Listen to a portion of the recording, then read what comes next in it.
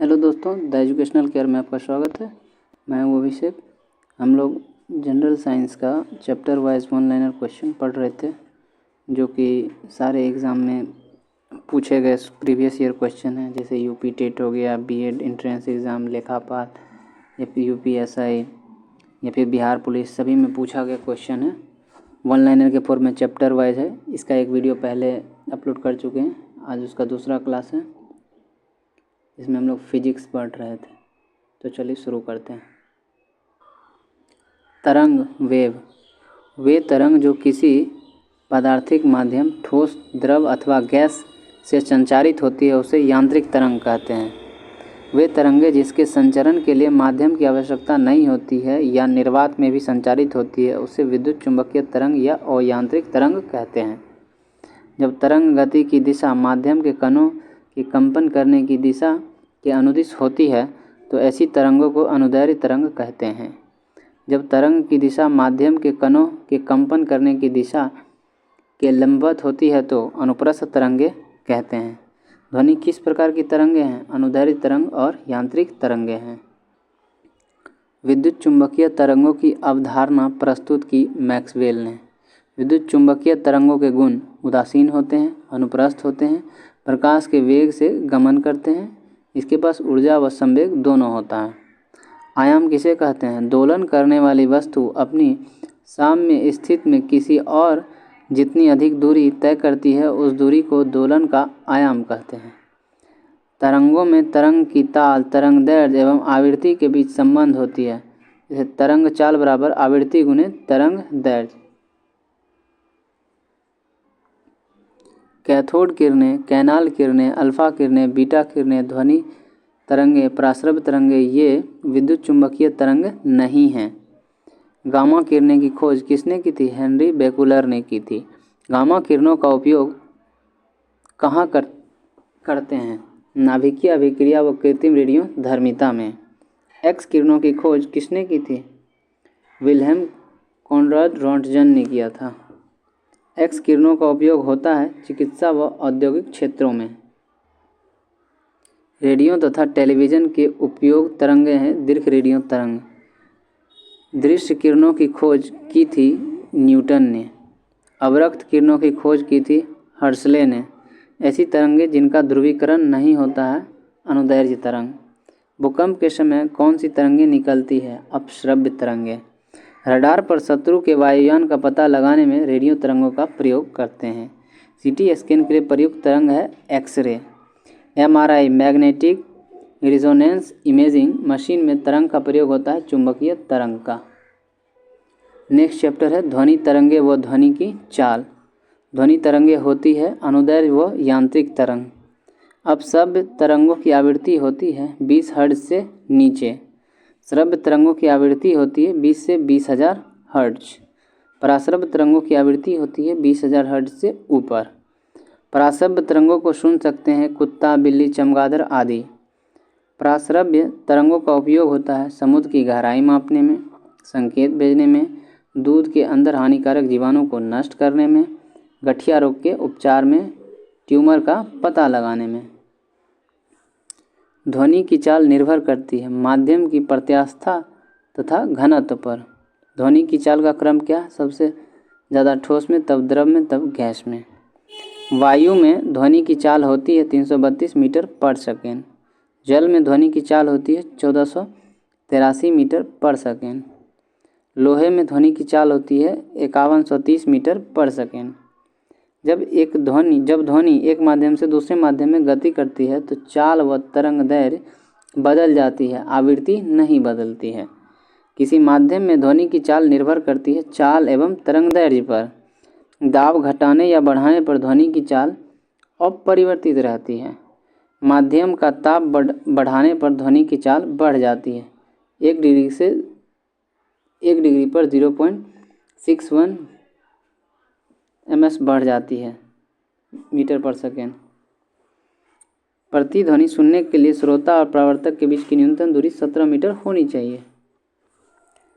ध्वनि दिन की अपेक्षा रात में अधिक दूर तक सुनाई देता है अपवर्तन के कारण। चंद्रमा पर दो व्यक्ति एक दूसरे की बातों को क्यों नहीं सुन सकते हैं? वायुमंडल ना होने के कारण ध्वनि का संचरण नहीं होता है। मनुष्य के लिए मानक ध्वनि स्तर है 30 से 60 डेसिबल। WHO के अनुसार एक नगर के लिए सुरक्षित ध्वनि प्रदूषण है 45 डेसिबल। ध्वनि का तारतम्य निर्भर करता है आवृत्ति पर। स्टेथोस्कोप कार्य करते हैं ध्वनि परावर्तन सिद्धांत पर। उड़ते वायुयान की गति ज्ञात की जाती है डॉपलर प्रभाव के द्वारा। महिलाओं व बच्चों की आवाज़ पुरुषों से महीन व पतली क्यों होती है? उनके गले से निकलती ध्वनि का तारतम्य अधिक होने के कारण। वह तीव्रता की ध्वनि जो ध्वनि प्रदूषण नहीं की जाती है 80 डेसिबल या उससे अधिक। पुल पर सैनिकों को ताल मिलाकर चलने से पुल टूटने का खतरा रहता है क्योंकि अनुनादी अवस्था उत्पन्न होने से पुल के टूटने का खतरा रहता है। दृश्य प्रकाश की तरंगदैर्घ्य कितना है? 4000 एंगस्ट्रम से 8000 एंगस्ट्रम तक। ऊष्मा हीट, ऊष्मा क्या है? ऊर्जा है। किसी वस्तु में निहित ऊष्मा निर्भर करती है द्रव्यमान पर। ऊष्मा का एसआई मात्रक है जूल। ऊष्मा का अन्य मात्रक है कैलोरी। ब्रिटिश थर्मल यूनिट है BTU। ताप किसे कहते हैं? वह भौतिक कारक जिससे ऊर्जा का प्रवाह एक वस्तु से दूसरे वस्तु की ओर होता है। ताप का मापन किस पैमाने पर करते हैं? सेल्सियस पैमाने पर, जिसका मापन 0 से 100 डिग्री रहता है। फ़ारेनहाइट पैमाना 32 से 212 डिग्री फ़ारेनहाइट तक रहता है। केल्विन पैमाना 273 से 373 केल्विन तक रहता है। ताप मापने के लिए प्रयुक्त उपकरण तापमापी है। तापमापी के पैमाने में संबंध है C/5 = F-32/9 = K-273/5। ये तीनों बराबर होते हैं। परम शून्य ताप क्या है? किसी वस्तु का न्यूनतम ताप को उसका परम शून्य ताप कहते हैं। सेल्सियस पैमाने व केल्विन पैमाने का न्यूनतम ताप कितना है? -273 डिग्री केल्विन या 0 केल्विन। पारा किस ताप पर जमता है? -39 डिग्री सेल्सियस पर। पारा थर्मामीटर का आविष्कार किसने किया था? फ़ारेनहाइट ने। पूर्व विकिरण तापमापी में मापा जाता है दूर स्थित वस्तुओं का ताप। विशिष्ट ऊष्मा, किसी एक GM पदार्थ का ताप 1 डिग्री से बढ़ाने तथा घटाने में जो ऊष्मा देने या लेना पड़ता है उस ऊष्मा को विशिष्ट ऊष्मा कहते हैं। विशिष्ट ऊष्मा व्यक्त किया जाता है कैलोरी में। किसी ऊष्माधारिता विशिष्ट ऊष्मा सबसे अधिक होती है जल में। विशिष्ट ऊष्मा का एसआई मात्रक है जूल प्रति किलोग्राम केल्विन। ठोस को गर्म करने पर उसमें ऊष्मीय प्रसार होता है सभी दिशाओं में। द्रव को गर्म करने पर ऊष्मीय प्रसार हो तो आयतन में प्रसार अधिक पड़ता है जिसके कारण घनत्व घट जाता है।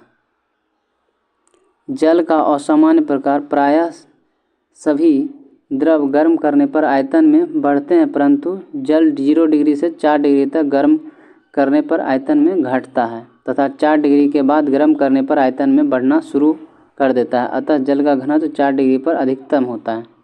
जल का घनत्व अधिकतम होता है 4 डिग्री सेल्सियस पर। ऊष्मा संचरण की विधियाँ: चालन विधि, संवहन विधि, विकिरण विधि।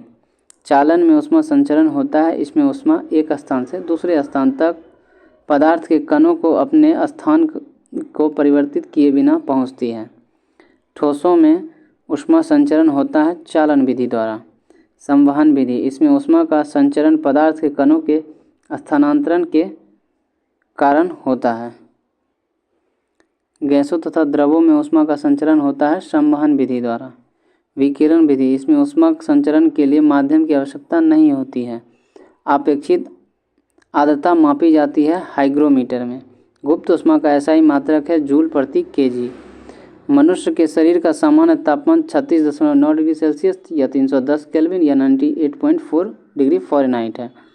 सेल्सियस व फ़ारेनहाइट ताप किस बिंदु पर समान होता है? -40 डिग्री सेल्सियस, -40 डिग्री पर फ़ारेनहाइट और सेल्सियस दोनों बराबर होता है। भाप से हाथ अधिक जलता है और अपेक्षाकृत उबलते जल से, क्योंकि भाप में गुप्त ऊष्मा होती है। रेफ्रिजरेटर में खाद्य पदार्थों को ताज़ा रखने हेतु सुरक्षित तापमान 4 डिग्री सेल्सियस है। जब बर्फ़ पिघलती है तो आयतन घटता है। जब पानी में नमक मिलाते हैं तो क्वथनांक बढ़ जाता है और जमाव बिंदु घट जाता है। पसीने का मुख्य उपयोग, ये शरीर के ताप को नियंत्रित करता है। कमरे में रखे रेफ्रिजरेटर का दरवाज़ा खोल दे तो कमरा थोड़ा गर्म हो जाएगा। मिट्टी के घड़े में जल ठंडा रहता है वाष्पीकरण के कारण। कौन सी धातु साधारणतः ताप पर द्रव अवस्था में होती है? पारा। गर्मियों में सफ़ेद कपड़े पहनना क्यों आरामदायक है? क्योंकि सफ़ेद कपड़े ऊष्मा का अधिकांश भाग परावर्तित कर देते हैं। ऊष्मागतिकी का प्रथम नियम ऊर्जा संरक्षण का नियम है। सूर्य की गर्मी पृथ्वी तक पहुंचती है विकिरण द्वारा। परावर्तन, अपवर्तन तथा पूर्ण आंतरिक परावर्तन से युक्त कौन सी प्राकृतिक घटना है? आकाश में इंद्रधनुष का बनना। जल की विशिष्ट ऊष्मा होती है 4.18 जूल प्रति ग्राम या 1 कैलोरी प्रति ग्राम।